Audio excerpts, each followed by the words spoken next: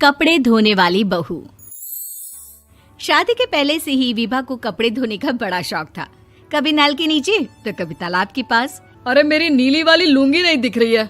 विभा की अम्मा, कहाँ रखी है लुंगी?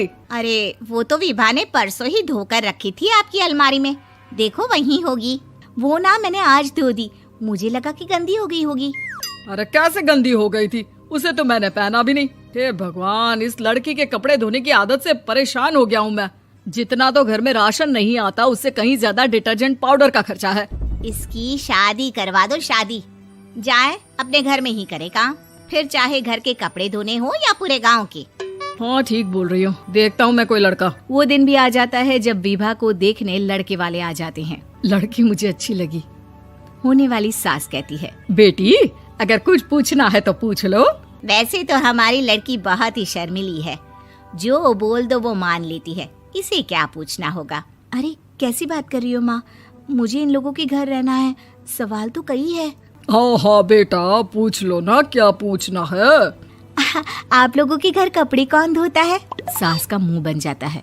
देखो, अगर तुम ये कहना चाहती हो कि तुम्हें कपड़े धोने नहीं आते तो सुन लो, कपड़े मैं ही धोती हूँ, लेकिन तुम्हारे आ जाने के बाद मैं रुमाल तक नहीं धोऊंगी। अरे चुप रहना भाग्यवान, बहू बेचारी घर आई नहीं, उसे डराना शुरू कर दिया।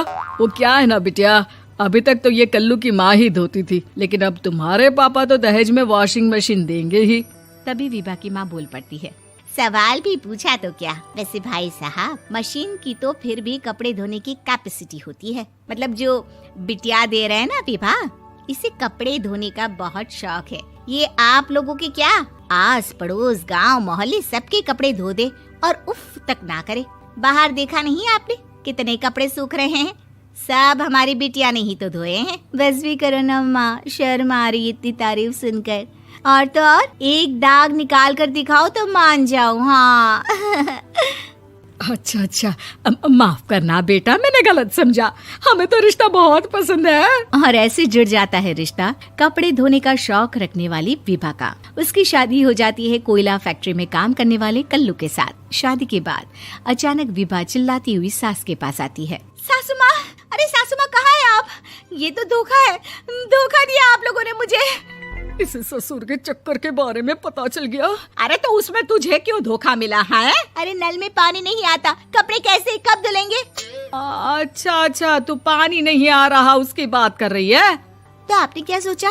कुछ नहीं। अच्छा, तेरी माँ ने कहा था कि कपड़े धोने का शौक है तुझे, याद आया मुझे। शौक शौक बोलकर कपड़े धोने वाले मेरे जुनून को कम ना आके सासू माँ, कपड़ा धोना मेरा गुरूर है। तभी पति भी वहाँ आ जाता है। अभी अभी मैंने इसे सनी देओल की फिल्म दिखाई है, उसी के डायलॉग मार रही है माँ। अच्छा सुन, साफ साफ बता रही हूँ, पानी सुबह 4 से 6 और शाम को 10 से 12 आता है, समझी? विभा टाइमिंग सुनकर हैरान हो जाती है। ये क्या भूतों का मोहल्ला है? सुबह 4 बजे उठकर कौन कपड़े धोता है? 4 बजे टंकी में पानी जाता है, फिर सारा दिन धोना ना, किसने मना किया?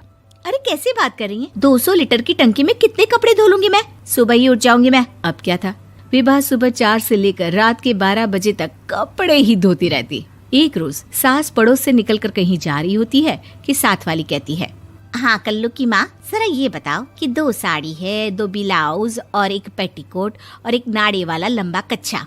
हाँ तो? अरे तो क्या, कितना लोगी धुलाई ये बताओ। धोबन दिख रहे हैं हम क्या? हमारे पति सरकारी नौकरी से अभी अभी रिटायर हुए हैं और बेटा सुपरवाइजर है कोयला फैक्ट्री में। धोबन समझ रखा है हमें। हाय रे कल्लू की अम्मा, माफ कर दो, वो तो मोहल्ले में यही सब बता रहे थे कि तुमने बहू को कपड़ा धुलवाने के काम में लगा दिया है। सास को पड़ोसन की बात सुनकर गुस्सा आ जाता है। वो घर पहुंचती है जहां घर के बाहर ही इतने सारे कपड़े सूख रहे होते हैं जितने कि किसी धोबन के घर पर। अरे ओ कल्लू की दुल्हन, बाहर निकल। माँ जी यहीं आ जाओ, बाथरूम में चादर धो रहे हैं हम। अरे अभी हम धोते हैं, तुमको बाहर निकलो। ये आस पड़ोस वाले बोल रहे हैं कि हम बहू से कपड़े धुलवा धुलवा कर उसे कपड़ा धोने वाली बना दिए हैं। अरे छोड़ो ना माँ जी, किन लोगों की बातों में आती हो? आस पास के लोगों का तो काम ही होता है कि वो किसी तरह सास बहू को लड़ा दे। बहू सारे घर के कपड़े धोती है, ये क्या कम है? बोलिए। सास को भी लग जाता है कि वो बहू का ये सनकीपन नहीं छुड़वा सकती, इससे अच्छा है कि खुद ही चुप हो जाए। एक रोज सास और बहू मंदिर जाते हैं, जहाँ सास की साड़ी वहाँ खड़ी भीख मांगने वाली से मिलती है। माँ जी क्या बात है, आपकी साड़ी उस भिखारन से कितनी मिल रही है ना? हाँ हाँ देखो तो, दोनों की साड़ी मिल रही है। क्या बात है कल्लू की अम्मा, तुम खुद को तो अफसर की बीवी बताती हो और ऐसी सिंपल सी प्लेन साड़ी पहनकर घूमती हो। सिंपल और प्लेन नहीं है ये साड़ी। तो क्या सोने के धागे से फूल बने हैं? कुछ भी सासू माँ, कुछ भी। हाँ बने थे इस साड़ी में सोने के धागे से फूल। मेरे पति लेकर आए थे मद्रास से स्पेशली मेरे लिए 10,000 की। ताहे भाई साहब इस भिखारन के लिए भी सेम टू सेम साड़ी लेकर आए होंगे 10,000 की। सास उस वक्त तो कुछ नहीं कहती, लेकिन बहू के साथ घर आती है और अलमारी से एल्बम निकाल कर लाती है। ये साड़ी देख रही है, ये वही साड़ी है जिसे मैंने अभी पहना था। इस साड़ी में ये जो चमकदार फूल दिख रहे हैं ना, ये सोने के धागों से काढ़े गए हैं। लेकिन तू लोकल वॉशिंग मशीन ब्रश से घिस घिस कर सारे फूलों को निकाल कर साड़ी प्लेन कर दी। मुझे माफ कर दीजिए सासू माँ। और तो और, जब मैंने तुझे तेरी गलती के लिए कुछ नहीं कहा, लेकिन तूने तो सबके सामने मेरा मजाक ही बना दिया। क्यों? बहू को समझ में आ जाता है कि अब से उसका कपड़े धोना बंद।